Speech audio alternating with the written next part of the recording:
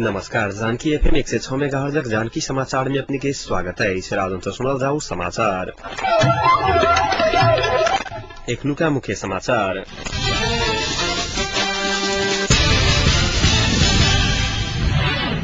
कैली से शुरू भ रहल एसएलसी परीक्षा संपूर्ण तैयारी पूरा। अतिक्रमण का बनाओल गेल 17 बीघा जमीन खाली कराओल गेल। विद्यालय के लापरवाही के कारण जनकपुरक एकटा छात्रा एसएलसी परीक्षा देवा से वंचित।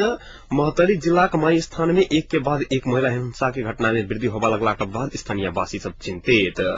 रथट के संतपुर मठियन गाविस के कार्यालय में कैल गेल तालाबंदी एखन देर खुजा नहीं सकल। आ नेपाल आ नीदरलैंड संग 6 विकेट से पराजित। कैली से शुरू भ रहल एसएलसी परीक्षा के संपूर्ण तैयारी पूरा भ चुकल परीक्षा समन्वय समिति धनुषा जनौलक अछि। परीक्षा समन्वय समिति धनुषाक अध्यक्ष एवं प्रमुख जिला अधिकारी बसंत राज गौतम प्रश्न पत्र उत्तर पुस्तिका एवं परीक्षा संचालन के लिए आवश्यक संपूर्ण सामग्री संबंधित इलाका और सुरक्षा निकाय सबके पहुंचाओल गेल जानकारी देने छथि। तैना प्रत्येक केंद्र के परीक्षा केंद्र में पहुंचकर केंद्राध्यक्ष सब सीट प्लानिंग कर चुकल गौतम जानकारी देने छथि। आज सम्पूर्ण केन्द्राध्यक्षहरू केन्द्रमा गएर सीट प्लानहरू गरिरहनु भएको छ। सुरक्षाकर्मी आज साँझदेखि नै बुझाएको हुन्छ। परीक्षा के अनुगमन करबाक लेल करीब 5टा अनुगमन टोली गठन कयल गेल, जे संपूर्ण परीक्षा केंद्र में पहुंचकर परीक्षा अवधि भर अनुगमन करते गौतम जानकारी देने छथि। परीक्षा के मर्यादित बनावा के प्रतिबद्धता व्यक्त कर परीक्षा के क्रम में अमर्यादित काज के निहार व्यक्ति के कानून अनुसार अविलंब कार्रवाई कयल जते गौतम जानकारी देने छथि। हाम्रो केन्द्रबाट खटेका 5-6 अनुगमन समितिहरू सबै केन्द्रमा पुग्छन् र त्यसैगरी हामीले 50,000 साथीहरूलाई पनि रिक्वेस्ट गरेका छौं। प्रत्येक केन्द्रमा 50,000 साथीहरूले पनि मोनिटरिङ गर्नुहुन्छ र अमर्यादित काम गर्ने जोसुकैलाई खास गरेर विद्यार्थीलाई अमर्यादित काम गर्न उक्साउने, सिकाउने, सहयोग गर्ने अभिभावक, शिक्षक र सुरक्षाकर्मीहरूलाई हामीले नियन्त्रण लिएर कार्य धनुषा में अहि वर्ष नियमित तरफ 9,410 और जिला आंशिक तरफ 1,003 सहित कुल 10,413 परीक्षार्थी सहभागी भ रहल जिला शिक्षा कार्यालय धनुषा जनौलक अछि। कुल 30टा परीक्षा के निर्धारण कयल गेल एसएलसी परीक्षा संचालन के लिए 49टा सहायक केन्द्राध्यक्ष, 417 निरीक्षक आ 110 सहयोगी कर्मचारी नियुक्ति कयल गेल अछि। तहिना परीक्षा के मर्यादित बनावा के लिए करीब 500 सुरक्षाकर्मी परिचालन करय के निर्णय जिला प्रहरी कार्यालय धनुषा कयने अछि।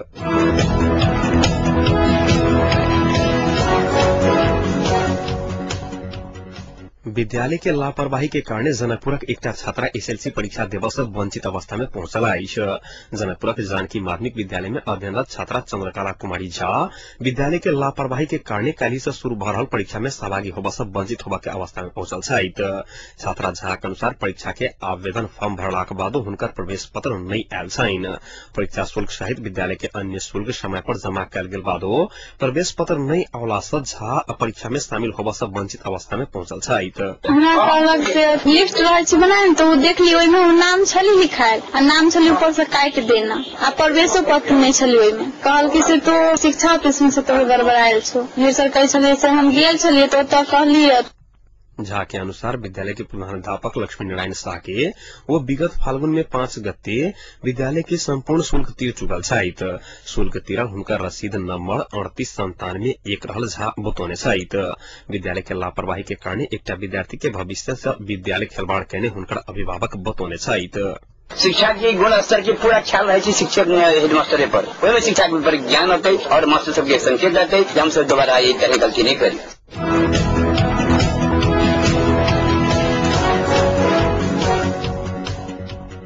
जनकपुर नगरपालिका से सटल बिंदी गाविस स्थित बेलाकुटी के जमीन अतिक्रमण का बनाओल गेल घर सुरक्षाकर्मी आई तोड़ कर हटौलक अछि। गुठी संस्थानक अगुवाई में करीब 7 बीघा जमीन में अतिक्रमण का बनाओल गेल घर आ देवाल सुरक्षाकर्मी आई तोड़ कर हटौने अछि।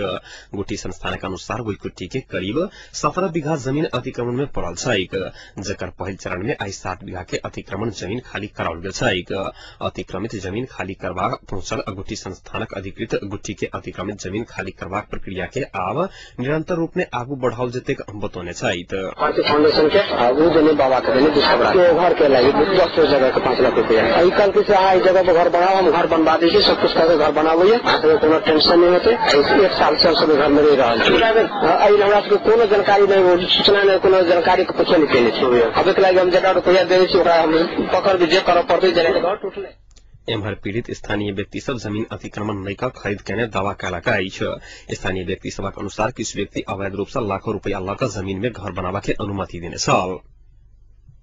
बारे में स्थानीय पत्र पत्रिका यहाँ स्थलगत समेत हामी कर्मचारीहरू सबै आएर उहाँहरूलाई बारम्बार सम्झाइरहेको हो। पत्र पत्रिका पनि हामीले दिने सूचना जारी गरिसकेका छौँ। हामीले यो 7 बिघा अन्तर्गतमा भट्काउँदैछौँ र यो चाहिँ बेलाकुटी भने 16 बिघामा छ र हामी अब यो भट्काउने क्रमलाई अन्य ठाउँमा पनि फेरि निर्देशन। कुट्टी के जमीन में विश्व भारती फाउंडेशन का नाम से संचालित विद्यालय के लिए सेहो तोड़ा गेला पैघ संख्या में सुरक्षाकर्मी और डोजर के मदद से वही जमीन में निर्मित घर एवं दीवार सब खाली कराओ गेला आइस जनकपुर गुठी एवं मठ मंदिर सबक अतिक्रमण जमीन खाली करवा काज प्रारंभ करने गुठी जमीन खाली करवा काज की निरंतरता देवा के प्रतिबद्धता व्यक्त करेगा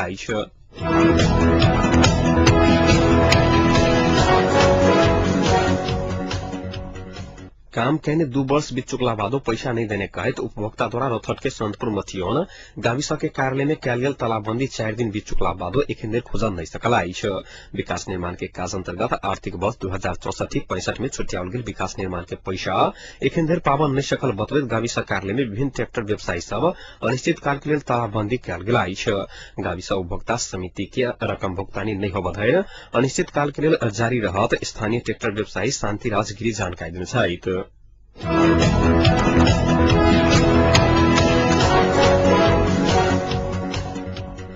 महोत्तरी जिला का मई स्थान में एक के बाद एक महिला हिंसा के घटना सब होवा लगला के बाद स्थानीय वासी सब चिंतित बनला वह क्रम में वो सब एहन काज रोका आ दोषी के तत्काल पकड़ाव का कार्रवाई करे के मांग करत पूर्व पश्चिम राजमार्ग समेत बंद केने छल। मई स्थान के स्थानीय वासी सब सेन दिन रहस्यमय तरीका से दबिया प्रहार का मई स्थान 1 के जानुका श्रेष्ठ के हत्या कल गेला बादो पुलिस दोषी के सार्वजनिक आ कार्रवाई नहीं कहने कहत सोम दिन पूर्व पश्चिम राजमार्ग बंद करने छल।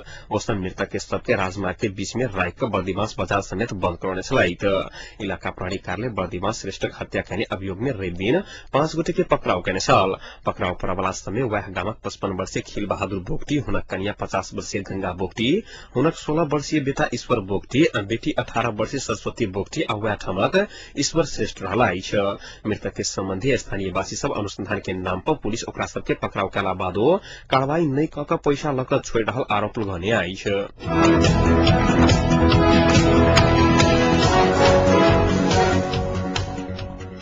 नेकपा एमाले के अध्यक्ष झलनाथ खलाम कहने जे शांति प्रक्रिया समाप्त भेलाक बाद मात्र संविधान निर्माण पूर्णता पाओत।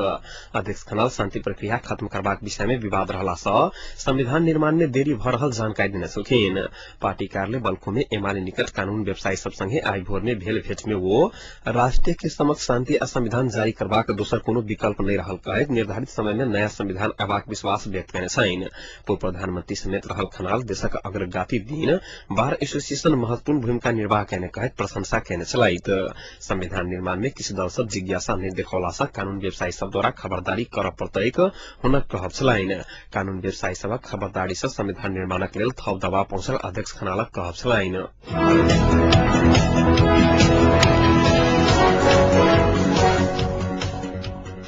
प्रधानमंत्री डॉक्टर बाबूराम भट्टराई एक मंत्री तथा 2 राज्य मंत्री के विवादास्पद काम करवाई तथा अमर्यादित व्यवहार संदर्भ में आई स्पष्टीकरण मांगने आई श्रम मंत्री सरिता गिरी, स्वास्थ्य राज्य मंत्री सरोज यादव तथा भूमि सुधार राज्य मंत्री ज्वाला शाह संग प्रधानमंत्री स्पष्टीकरण के मांग करने आई।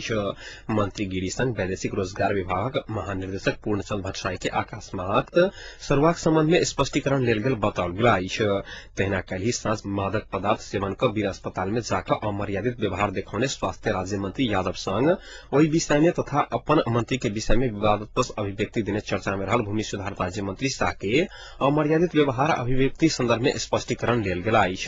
प्रधानमंत्री विवाद में आयल मंत्री सब ऊपर छानबीन प्रक्रिया शुरू कयल गेल हुनक सहयोगी विश्वदीप पांडे जानकारी देने छथि। छानबीन पश्चात दोषी ठहरल मंत्री ऊपर कार्रवाई प्रक्रिया आगू बढ़ावा के प्रधानमंत्री तैयारी केने आई।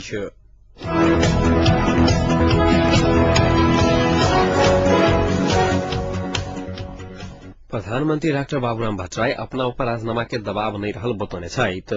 वो अपने राजीनामा नहीं देव से स्पष्ट कहने छथि। माओवादी संसदीय दल में बैसल संस्थापन पक्षीय केंद्रीय समिति के बैसार के बाद अपने राजीनामा नहीं देव वो बतौने चलखिन। बैसारक बाद प्रधानमंत्री के राजनीतिक सलाहकार देवेंद्र पौडेल सड़क से राजीनामा मांग केला पर प्रधानमंत्री कोनो भी हालत में राजीनामा नहीं देत बतौने छथि।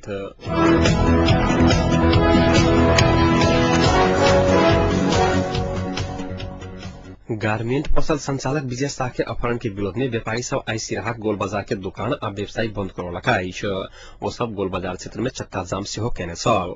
आंदोलन में उतरल व्यापारी अपहरण में पड़ल शाह के बिना शर्त रिहाई अपहरण में संलग्न ऊपर कार्रवाई आ व्यवसायी के शांति सुरक्षा के प्रत्याविधि करावा के मांग केने आईश। असनपुर 7 के शाह परसू रात करीब 8 बजे दुकान से घर घुर के क्रम में अज्ञात समूह अपहरण में पड़ल छल। एम्हर इलाका प्रहरी कार्यालय गोल बाजार अपहरण पड़ल शाह के खोजी कार्य भ रहल जनौलका शाह के अपहरण किए आ किया कहने जे एहि संदर्भ में किछु विवरण आवा एखन बाकी रहला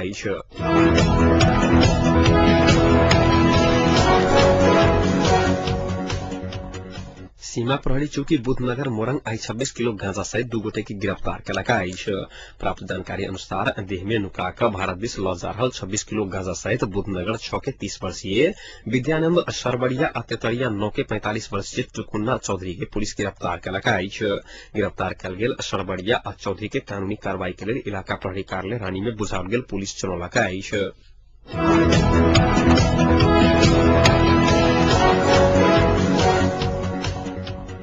आइसा नेपाल यातायात स्वतंत्र मजदूर संगठन अंचल कार्य समिति जनकपुर में आह्वान में सवारी चालक सब संगठन में अपन चालक अनुपति पत्र बुझाकर सवारी साधन सब चलौलका मुजेलिया में रघुकुल बस के ठक्कर से विद्यार्थी की मृत्यु भेल घटना में बस चालक दिनेश चौधरी आ सिंधुली के झागसोली में स्टीयरिंग फेल भेलाक बाद भेल दुर्घटना में चालक के कानून विपरीत अनुसंधान के क्रम में एखन थुनुआ में रखने विरोध में चालक सब आइसा संगठन में अनुपति पत्र राखकर सवारी साधन चलौलका नेपाल यातायात स्वतंत्र मजदूर संगठन के धुनसा अध्यक्ष रामदयाल चौधरी के अनुसार आई भिनसरे से जनकपुर से बाहर जाए वाला संपूर्ण बसक चालक सब अपन चालक अनुमति पत्र संगठन में राखकर सवारी चला रहल छल। तहिना संगठन 9 गते से सड़क आंदोलन करके जानकारी देने आई सड़क आंदोलन के बारे में कल ही बस पार्क में पत्रकार सम्मेलन के आयोजना कर विशेष जानकारी कराओल जाए चौधरी जानकारी देने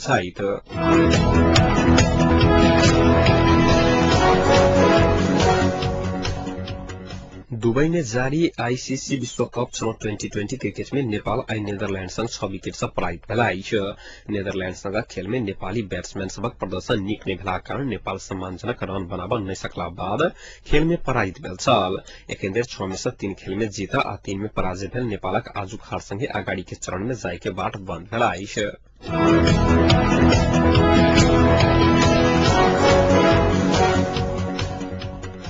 अब तापक्रम एखन जनकपुरक तापक्रम 28 डिग्री सेल्सियस रहला।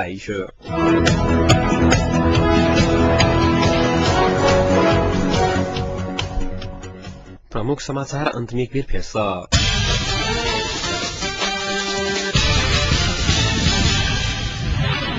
कल ही से शुरू भ रहल एसएलसी परीक्षा के संपूर्ण तैयारी पूरा।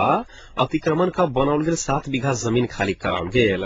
विद्यालय के लापरवाही के कारण जनकपुरक एकटा छात्रा परीक्षा देवा से वंचित। महतरी जिला के माई स्थान में एक के बाद एक महिला हिंसा घटना सब वृद्धि होवा लगलाक बाद स्थानीय वासी सब चिंतित। रथट के असनपुर मटियन गाविस के कार्यालय में कल गेल तालाबंदी एखन धरि खुजम नहीं सकल और नेपाल आई नीदरलैंड संग 6 विकेट से पराजित।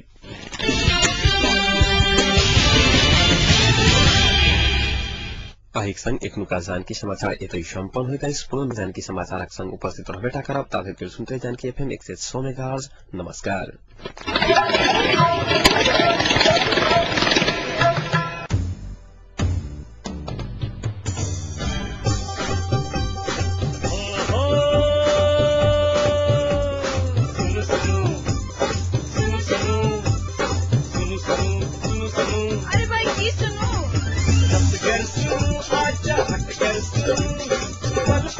खबर घर बैसल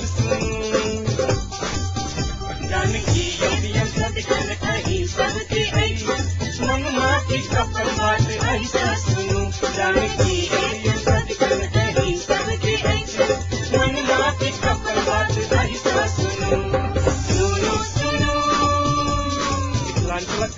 जानकी 106 मेगा।